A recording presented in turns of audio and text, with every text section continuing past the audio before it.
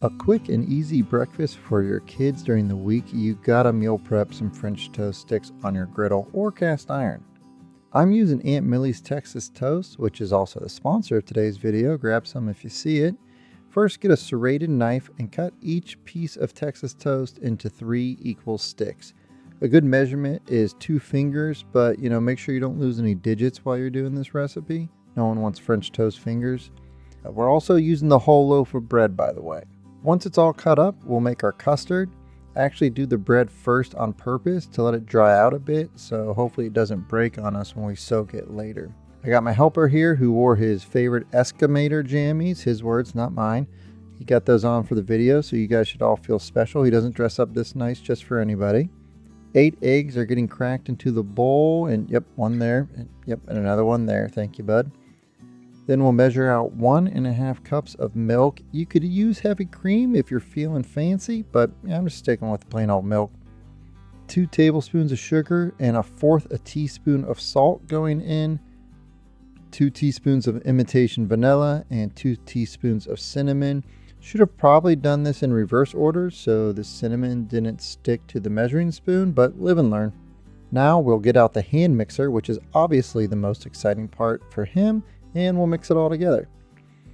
I mix it in a bowl so it doesn't make a mess because the sides are real high. Then I transfer it to a glass dish because I don't want the bowl to get melted when it's on the side of the griddle. Speaking of which, we will get the griddle to about 340 to 350 degrees and start putting down some of that butter. I started with 5 French toast sticks in the mixture, and that was a mistake.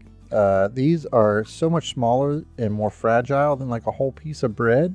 So you really need to move fast. And what I did next is I ended up just switching over to 3 sticks at a time. I put them in, flip them, drag them across the side of the glass to get rid of the excess, then just throw them on the griddle. If you don't drag off the excess, you'll run out of custard by the end. Make sure you do that. Once everyone is on the griddle, you go back to the beginning and start flipping, and check out these bad boys.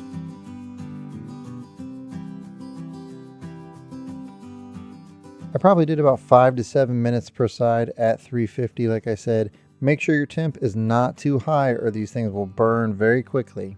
Just so you know, you can definitely do these inside as well on a cast iron pan on your stove, but it will take longer because you can only cook so many of them at once.